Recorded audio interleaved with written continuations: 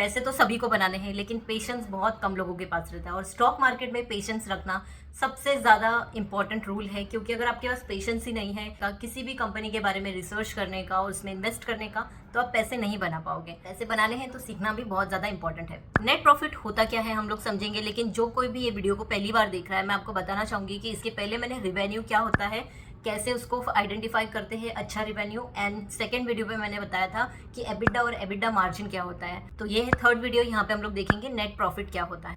ये final profit जो रहता है, जो कि आता है सारे खर्चे, टैक्स, इंटरेस्ट जो भी है सब निकालने के बाद में ये नेट प्रॉफिट आता है। तो इसको अगर हम लोग को कैलकुलेट करना रहेगा तो कैसे, रिवेन्यू, ऑपरेटिंग एक्सपेंसेस जो भी कंपनी के खर्चे हैं, रॉ मटेरियल के, सैलरी के, और फिर जो भी इलेक्ट्रिसिटी बिल, रेंट जो भी रहता है उसका खर्चा, उसको बोलते हैं ऑपरेटिंग एक्सपेंसेस। फिर इंटरेस्ट जो कंपनी पे करती है, फिर उसके बाद में जो टैक्स पे करना पड़ता है, ठीक है। ये सारी चीजें निकालने के बाद में यहाँ पे आता है नेट प्रॉफिट, यानी कि फाइनल प्रॉफिट आफ्टर एवरीथिंग।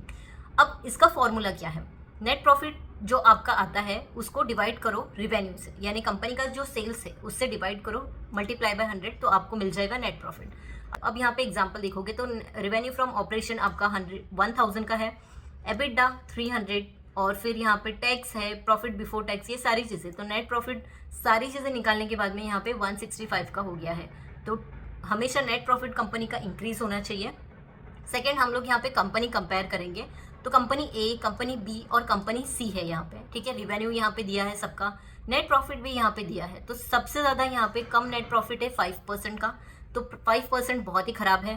फिर यहाँ पे 10% है इसको, ये एवरेज प्रॉफिटेबिलिटी वाली कंपनी है, और जिसका 16.5 है वो कंपनी बहुत ही अच्छी है, यानी कि कंपनी ए ये स्ट्रॉन्ग प्रॉफिटेबिलिटी शो करती है। तो अभी हम लोग कंपनी के रिजल्ट जो आए हैं उसमें देखेंगे नेट प्रॉफिट क्या है। ये एक एंजल वन का एग्जांपल मैं ले रही हूँ यहाँ पे आप देखोगे रेवेन्यू फ्रॉम ऑपरेशन हो गया, एक्सपेंसेस हो गया, फिर उसके बाद में जो टैक्स है वो निकल गया, उसके बाद में जो अमाउंट आता है profit for the period per year, ठीक है, तो ये हो जाता है कंपनी का नेट प्रॉफिट। कंपैरिजन कैसे करते हैं, तो ये जून 2026 का है, ये जून 2025 का है, तो ये दोनों को कंपेयर करना है। तो फॉर एग्जांपल यहाँ देखेंगे 1144 मिलियन का प्रॉफिट, ठीक है, यहाँ पे इंक्रीज हो गया, यानी कि ईयर ऑन ईयर कंपनी का ग्रोथ इंक्रीज हुआ है। लेकिन आपको प्रीवियस क्वार्टर से भी कंपेयर करना रहता है, तो प्रीवियस में ज्यादा था और अभी कम है नेट प्रॉफिट। वीडियो इन्फॉर्मेटिव लगा है तो वीडियो को लाइक कीजिए और अपने दोस्तों से शेयर कीजिए, सो दैट वो भी आपके साथ में सीख सके और एक अच्छा पोर्टफोलियो बना के हम एक अच्छा वेल्थ क्रिएट कर सकते हैं साथ में। मिलते हैं अगले वीडियो में, तब तक के लिए हैप्पी इन्वेस्टिंग।